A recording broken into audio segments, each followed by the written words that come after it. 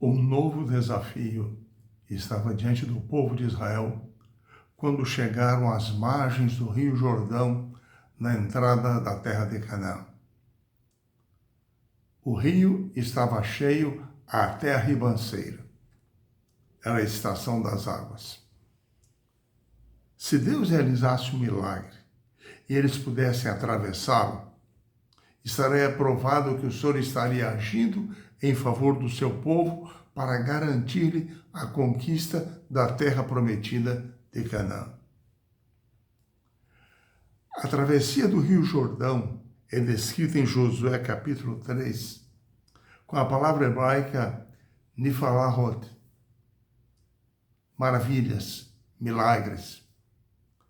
Geralmente era usada no Antigo Testamento para os atos extraordinários, poderosos, miraculares, sobrenaturais que mostram que Deus está acima da sua obra criada. Para ele, nada é demasiadamente difícil. Ele está acima das suas obras criadas e ele as controla. O Deus da Bíblia é um Deus vivo, um Deus ativo, e podemos confiar que ele atua em nosso favor. Os israelitas, nós percebemos isso nas Escrituras, meditavam sempre nos atos poderosos de Deus. Louvavam, cantavam, proclamavam, principalmente nos hinos, nos salmos, nas festas espirituais, sobre o poder do Deus de Israel. Nessa semana, nós extraímos algumas lições da travessia do Rio Jordão, memoriais da graça de Deus. A primeira lição que nós aprendemos na travessia do Rio Jordão é quanto ao preparo do povo de Israel para aquele momento da travessia, o momento em que Deus operaria o milagre. Os oficiais e líderes do povo percorreram o acampamento durante 3 dias, dizendo ao povo: santificai-vos, porque amanhã o Senhor fará maravilhas no meio de vós. O termo traduzido como santifiquem-se se refere ao processo de purificação semelhante àquele que os sacerdotes seguiam quando eles iam iniciar o seu turno de trabalho no santuário. Essa expressão, santifiquem-se, foi usada também no Sinai por ocasião da aliança com o Senhor e envolvia abandonar o pecado e remover as impurezas rituais. Era necessária uma consagração completa ao Senhor, antes que Deus pudesse lutar por eles. A segunda lição que nós aprendemos na travessia do Rio Jordão é que Deus estabeleceu um cronograma para o milagre. O Senhor, na verdade, entraria à frente do seu povo e ele lideraria a conquista da terra. Assim Deus disse: quando o povo visse a arca da aliança, que ficava no meio do acampamento, se movendo, conduzida pelos levitas e avançando em direção ao rio, eles deviam segui-la, porém mantendo uma distância de 2.000 côvados. Quando a arca e o povo chegassem à beira do rio, todos deviam parar ali. Na arca estavam ali a lei com os 10 mandamentos, a vara de Arão, a urna contendo o maná, cada uma delas expressando o relacionamento de Deus com Israel, que estava entronizado, representado pelos querubins que cobriam a arca. Eles seriam bem-sucedidos apenas se seguissem o modo estabelecido por Deus para a travessia do rio e para a conquista da terra. Então, Josué lhes orientou como deviam proceder. O livro de Josué descreve, a partir do capítulo 4, uma sequência empolgante de acontecimentos. Primeiro, por ordem do Senhor, Josué reuniu o povo e disse: ouvi as palavras do Senhor. E ele explicou-lhes como o milagre ocorreria, como seria a travessia do Jordão. Aquela travessia, naquelas circunstâncias, seria prova, através do milagre realizado, de que Deus havia realmente escolhido Josué como sucessor de Moisés, líder do seu povo. O segundo momento importante, impressionante, descrito por Josué, é quando ele determina que os sacerdotes marchassem em direção às águas do rio. Quando os pés dos sacerdotes, conduzindo a arca, tocaram as águas, aquele rio transbordante, as águas pararam de correr, as águas que vinham de cima, elas formaram como que um muro, pararam de correr, expondo o leito seco do rio. Josué ordenou então que os sacerdotes avançassem e parassem bem no meio do rio. E aí, quando isso aconteceu, ele ordenou que todo o povo atravessasse. O terceiro ponto interessante é que Josué mesmo tomou 12 pedras no meio do rio, e no meio do rio, no seu leito, construiu como que um altar, um monumento ao Senhor. Mas algo mais impressionante aconteceu. Deus disse a Josué: escolha 12 homens, um líder de cada tribo. Cada um tome uma pedra e leve essa pedra para fora do rio. Cada pedra representando uma das 12 tribos. Em Josué capítulo 4, versos 6 e 7, nós lemos: para que isso seja por sinal entre vós e vossos filhos. No futuro, quando eles perguntarem, dizendo: que vos significam essas pedras? Então lhes direis que as águas do Jordão foram cortadas diante da aliança, diante da arca do Senhor. Em passando elas, foram as águas do Jordão cortadas. Estas pedras serão para sempre por memorial para os filhos de Israel. O propósito das pedras era que elas se tornassem um sinal da maravilha operada por Deus. Parar as águas do Jordão, um ato miraculoso permitindo a entrada de Israel na terra prometida, na terra de Canaã. Para ensinar seus filhos no passado, Deus estabeleceu vários sinais, já desde a criação. Primeiro, ele estabeleceu o sábado como um sinal da criação, de santificação ao Senhor.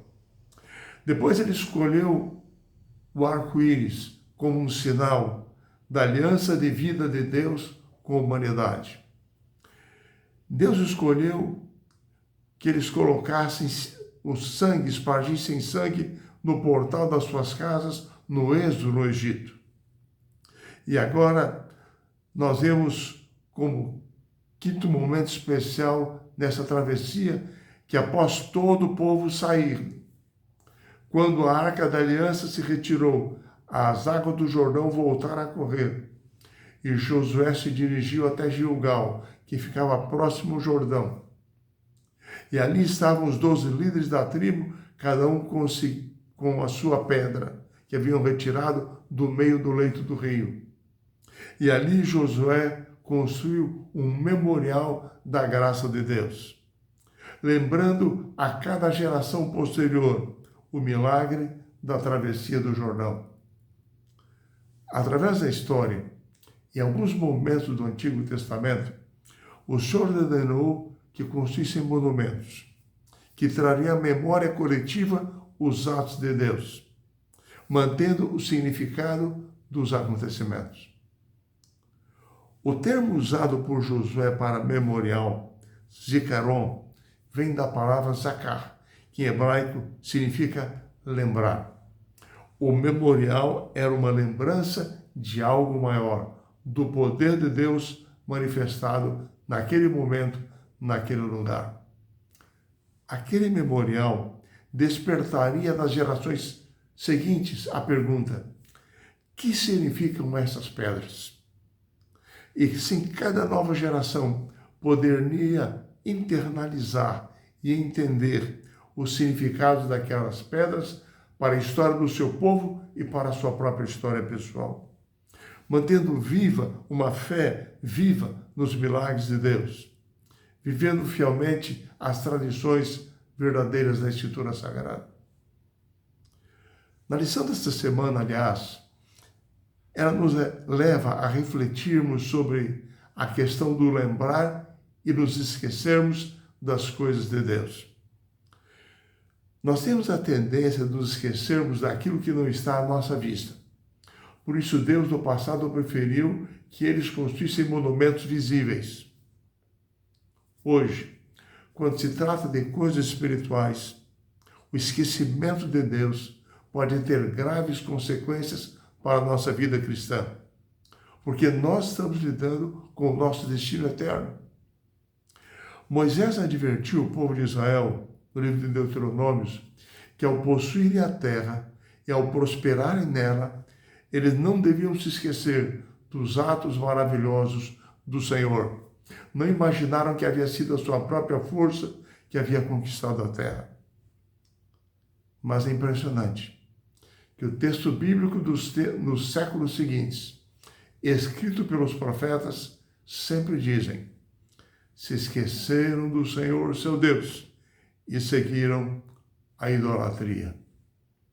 Ao erguer um memorial de pedras retiradas no Rio Jordão, em Gilgal, nós leremos no verso para memorizar dessa semana as palavras de Josué, capítulo 4, versos 23 e 24.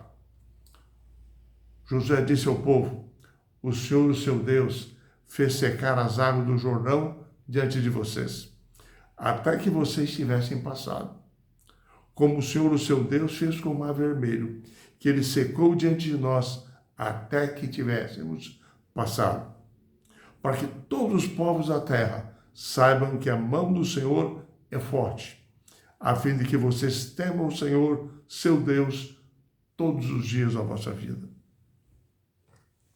Josué diz ao povo: o Senhor diante de nós, no caso ele e Caleb, que eram as únicas testemunhas vivas do Mar Vermelho que estavam ali presentes, podiam dizer ao povo, agora nesse momento em Gilgal, esse memorial é uma lembrança à geração presente que aqui está, para que ela testemunhe às gerações futuras os atos maravilhosos de Deus. Principalmente no Salmo 114, os dois eventos, as travessias do Mar Vermelho e do Rio Jordão. Apesar da distância cronológica de 40 anos entre os dois eventos, eles são interligados nos Salmos histórica e teologicamente, porque ambas essas travessias contribuíram para uma mudança na condição do povo de Israel. Na primeira travessia do Mar Vermelho, houve uma mudança na condição de um povo escravo para um povo livre. Na segunda travessia do Rio Jordão, houve a mudança do povo livre, porém nômade, para agora uma nação estabelecida em território próprio, com leis próprias definidas. Ambas as travessias proveram um novo estado de segurança, de dignidade e de salvação para o povo de Israel. Outro ponto importante que nós destacamos essa semana foi que na Bíblia o Rio Jordão é importante para a história e para a vida espiritual do povo de Israel. Elias foi transladado dali do Rio Jordão para o céu. Eliseu teve ali confirmado no Rio Jordão o seu chamado como profeta, como sucessor de Elias. Jesus foi batizado por João Batista no Rio Jordão. E ali o Pai o apresentou a todos como enviado por ele como Salvador. É por isso que no livro de Hebreus, capítulos 3 e 4, o apóstolo Paulo reconhece o significado simbólico da travessia do Rio Jordão. A entrada em Canaã é apresentada por Paulo como um prenúncio do descanso, da entrada na graça do cristão quando ele aceita Cristo Jesus pela fé. Enfim, nós aprendemos que, em primeiro lugar, precisamos manter em nossa mente viva a memória das lições que Deus ensinou para o seu povo no passado. Em segundo lugar, como Israel de Deus, moderno hoje, nós devemos cuidar para que não sejamos levados ao esquecimento de Deus, devido às preocupações dessa vida, afastando-nos dele numa idolatria moderna. E, finalmente, devemos relembrar-nos sempre das ações de Deus em nosso favor, em nossa própria vida espiritual, para que você e eu permaneçamos cada dia firmes nessa esperança de um dia estarmos na Canaã celestial. Que o Senhor nos bendiga e guarde.